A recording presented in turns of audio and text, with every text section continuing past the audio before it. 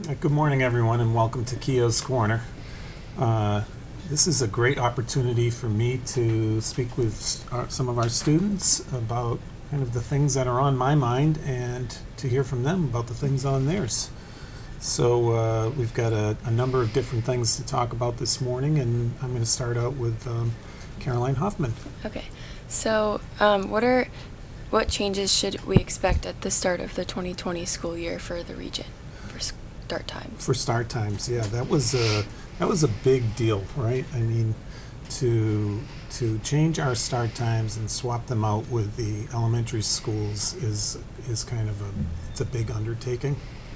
And the changes that you can expect, obviously, is that you guys, well, not you necessarily, because you guys won't be here, but the high school students will, and the middle school students will start the day at 8:35, and then the elementary students will start the day. Currently, it's listed as 7:50, but our goal is to try and streamline some of those high school runs so that we can have the elementary schools start closer to 8. So that still has to be ironed out, and along the way you may see some changes to your bus routes. Like, for example, one of the things that the bus company told us is that we give a lot of door-to-door service, and it would be helpful to them and could speed up the runs if we could get people to meet at some common spaces. So, for example, in Sherburne, where I live up on Great Rock, the kids meet at the corner of Great Rock and Peckham. Joe did it for years. So that's good that they meet there. There was a time when I was growing up where the bus actually came all the way up and tried to turn around at the cul-de-sac, and that's just time consuming. So that's one of the things that you might see even along the way, but certainly that year. Obviously some changes to the day, because if we start school later, will we allow anything to happen before school? Like, for some kids, like a club once a week or something before school might not be such a big deal. We do want to honor the fact that we're trying to get the kids more sleep at the secondary level, and according to the science, that's a crisis. They're not saying we have a crisis with our younger children. They're saying we have a crisis with our teenagers, that they're tired far too often, and that it's creating a lot of problems in terms of their mental health and so many different things. So we'll see changes in those realms. Obviously, we'll see some changes to after-school activities because they'll be pushed out. So what will extra help look like? What will athletics look like? Are we going to, at some point, need more lights potentially? I would argue we might, because of the sunset being so early in the fall. So a lot of that has to be worked out. That's why we have this buffer of 16 months before it goes into effect. So, but on the positive side, who knows what we haven't thought of that we can use the mornings for, especially at the elementary levels, the afternoons. You know, they're going to get out earlier, so what could be done in those afternoons? Did any of you guys do Destination Imagination? I did not. Your sister? Both my sisters did. Both your sisters did. So Destination Imagination is like something that could run after school for the elementary schools, or robotics, or who knows what. So a lot of that has to sort itself out, but I'm really excited. I think it's a win for the system. What can students do to get ready for the change? I would say be active in the conversations. So when we have discussions with folks from athletics or folks from performing arts about when those practices will go and how long they'll go, the kid's voice has to be in there. We need to hear from you guys how it's working. I may have said this last time I was on the show, but I read a pretty interesting article that said every school leader should be asking the kids, so how are we doing? So because you guys are the key stakeholders, you're the ones who have to live it.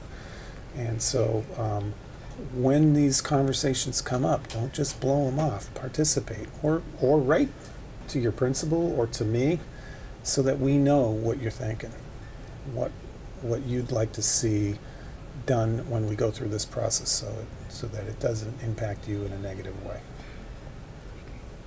So Evan Strauss, also a junior, has a few questions related to summer work.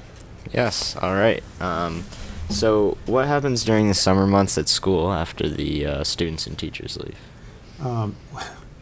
Well, it's certainly not the same experience, right? Because someone once said to me, it's like marbles in a shoebox. It's just, people are just scattered about. But we do have a core of people who keep the district in operation. We do have to prepare for the summer. There's some hiring that goes on still.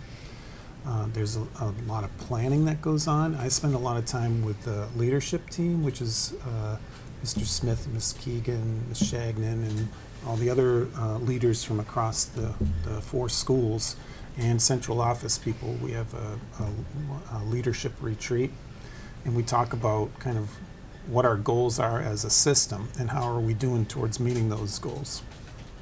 It's really hard during the year to have any concentrated time where you can really talk things through without thinking or being preoccupied with all these other things going on. Norovirus, this, that, start time meetings, all these other things are distracting. So in the summer we spend a lot of time reflecting on that. We have teacher professional development going on all summer, so they can sign up for workshops and work on things that they're passionate about or would like to learn more about. We have to order all our supplies. Then we do some work in the facilities, right? We need to clean up the buildings. If you think about how many bodies move through these buildings every day. I mean, when I was the principal at Wellesley High School, I used to go up this staircase, and the treads of the staircase were made of stone, and they were actually worn down from so many feet, trudging up and down, up and down. There's a lot of movement in these schools, and they have to be cleaned and painted and kept up, so we'll do a lot of that this summer. Great. And will there be any, in terms of, I mean, you're just talking about facilities and cleaning, but will there be any big changes like onto the campus this summer? Not really. So this year we were trying to build a budget that was sustainable for Dover and Sherburne. As you guys know, we don't have a commercial tax base. We don't have a Natick mall. We rely on your families and the other citizens of these towns to support these schools. So, and they're not cheap. Many millions of dollars. So we want to be responsible when we build our budgets. And this year, knowing that next year we need to do a roof replacement, we decided to try and do as much of our work, big work, during this school year as best we could, so that we didn't have a big ask for next year. So there'll be, painting and some floor replacements, but nothing really major. But you noticed we just did the paving. That typically happens in the summer. We were able to get the paving done sooner, so no big projects. Great. And lastly, how does your job change during that time? I mean, you kind of already said, with you talking a lot with, the different leaders around the system, is it otherwise still kind of what you do in a day-to-day? It's really different. It's really different because as I said, during the school year, it can get really hectic. Multiple school committees, 3 school committees, and then a joint school committee, which is what we had for the start time meeting, all 3 coming together. So all those meetings happen throughout the year. There's a lot of preparation. You don't want to go into a school committee meeting unprepared. So we spend a lot of time on that. And in the summer, that slows down. We don't have that same kind of press for school committee meetings because people go out of town. So my job changes in that way, but I'm still really focusing on kind of our big picture work and making sure that we're doing what we're supposed to be doing and that we claim we're going to be doing, and then kind of planning how we roll that out. And then of course we have to spend a lot of time planning for the opening of school. So when you guys show up, there's a lot that's gone on behind the scenes to get ready for that.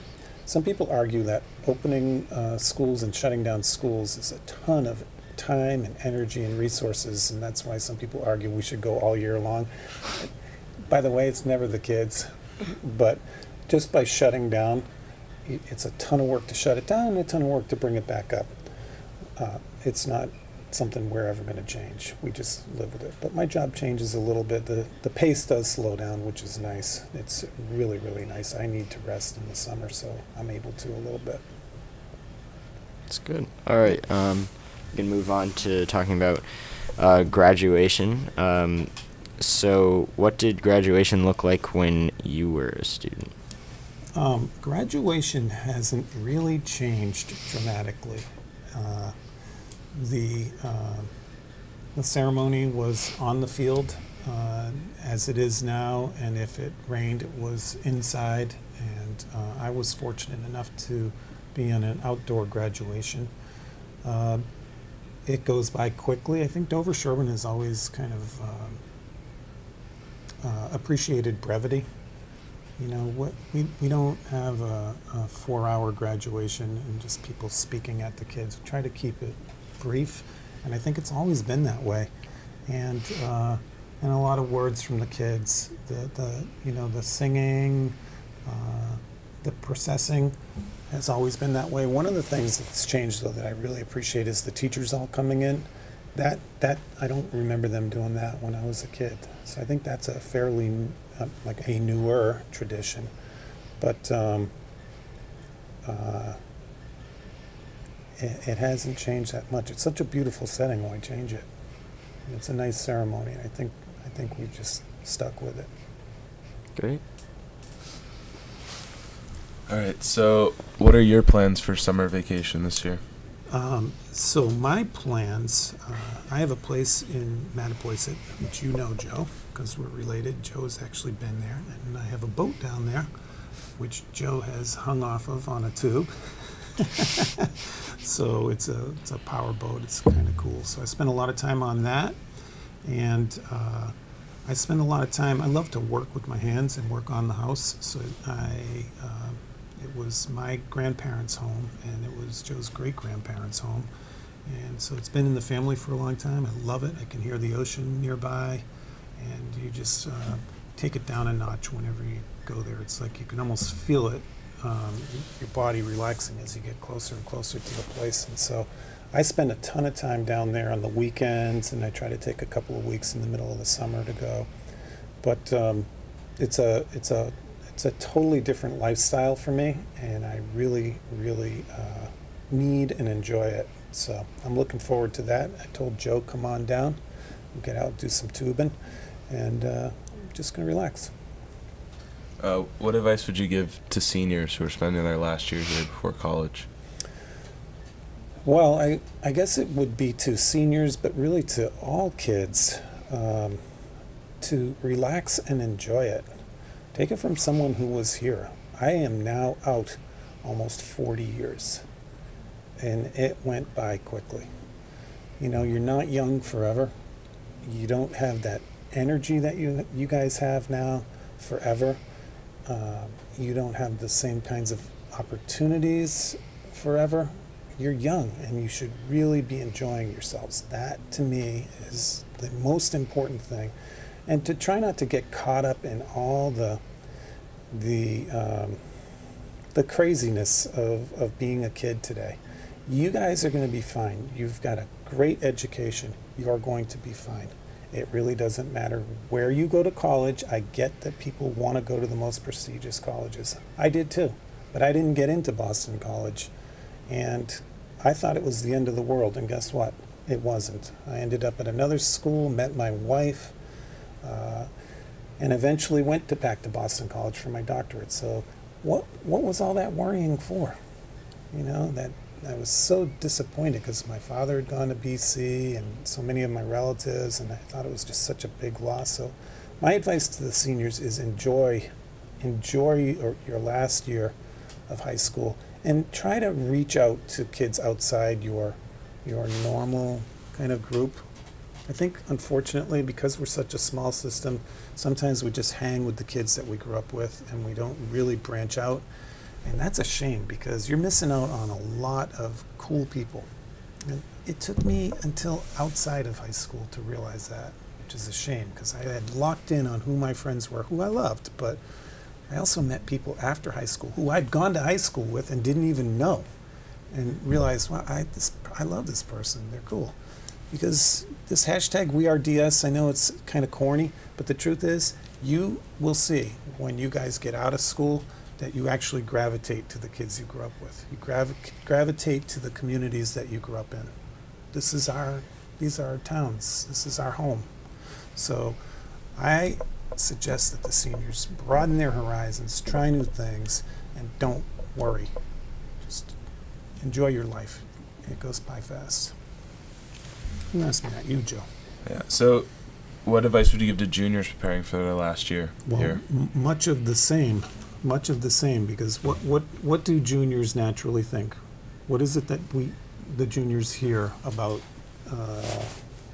senior year, College apps. Yeah. college apps? It matters. You really have to buckle down. We hear all of that, right? And it's there's truth in that. I mean, you're growing up, right? So in ninth grade, you come in, you're kind of, you don't totally get the big picture. Sophomore year, you start to see. Junior year is when people say, you really need to knuckle down.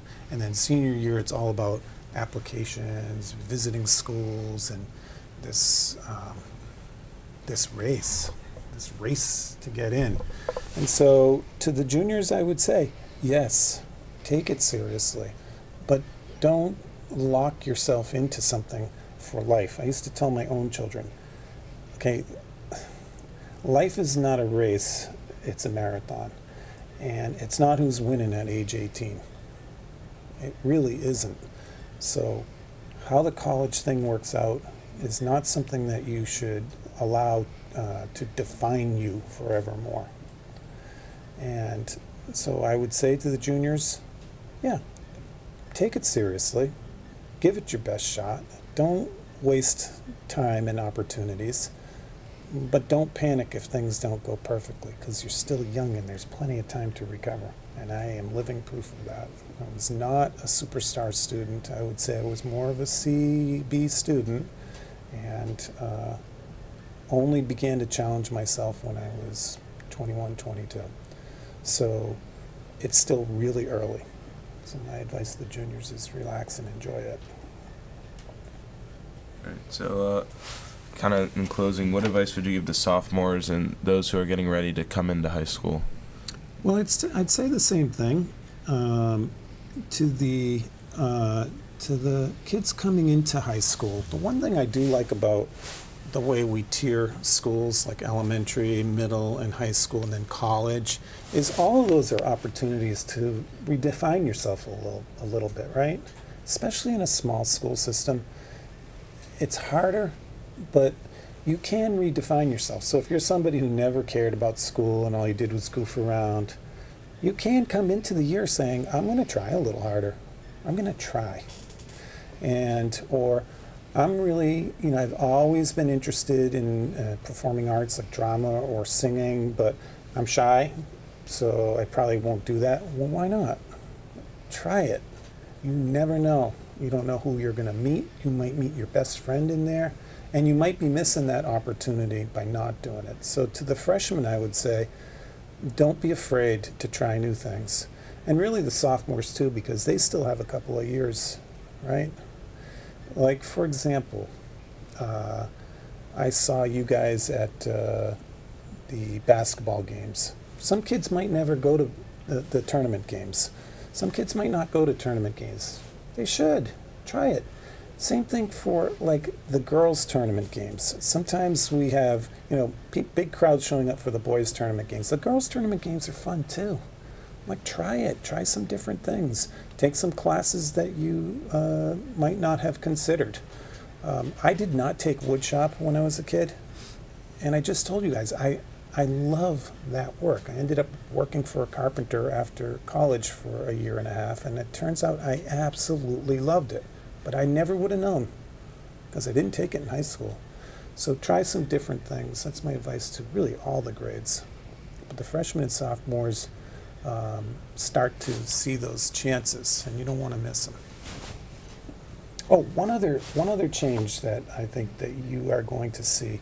Mr. Smith is putting forward a proposal for something called a permanent dismissal. So if you have a DR in the first block, if your parents sign a form giving you permission, you don't have to come to school until your first class, which I think is pretty cool. That's great, yeah. I thought you guys would. Look at that, smiles. Yeah, that would be great. So that is a very cool thing. One of the questions is, do you think kids will be able to get rides if their parents are not available? What do you think about that? I think it's possible, especially for juniors and seniors Yeah. who are Right. driving, or a lot of their friends are driving. And they can bring their siblings. Yeah. You know, so I think so too. I think it will. I think it will be beneficial. So that still has to go through the school committee as part of their handbook changes. So that's not etched in stone, but I do know that the school council here and Mr. Smith are putting that forward. So I thought you guys would appreciate that. That's great. Awesome. Now let me ask you guys something. What are you doing this summer? I'm actually doing an internship at the Patriot Ledger. Oh, wow. Yeah, so I'm going to be like helping out with just whatever they need. That's awesome. Yeah. Do you have an interest in writing? Yeah, I've always wanted to do like journalism, or I don't know, like business and journalism together. But yeah.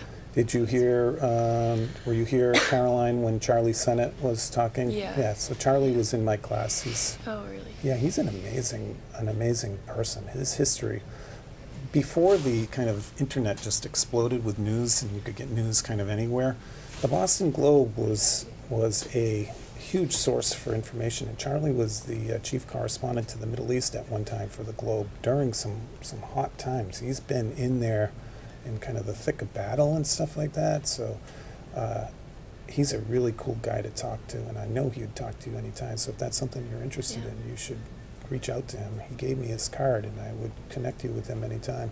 How about you, Joe? What are you doing? I'm hoping to get an internship at Boeing this summer, so I've been talking to some people down there. Hopefully that'll work out. Well, hopefully you can get that 737 thing worked out. Yeah. We're counting on you, Joe. Yeah, hopefully. How about you, Evan? You mentioned to me before you're going to a camp. Yep. That's yeah. awesome. For July and August, I'll be a summer camp instructor for 4 and 5-year-olds, and then a theater assistant. So. Excellent. And Yeah. traveling to Ireland, you mentioned. Yep. That'll be fun. Yeah. I'll probably do a little bit of tennis here and there, and just kind of hanging out at the beach. So. Good for you. Well, I hope you guys heed my advice and relax and enjoy your senior year. It's really important. Just enjoy it. Okay? All right. I'm counting All on right. it. All right, guys. Thank you very much for joining us. Have a good day.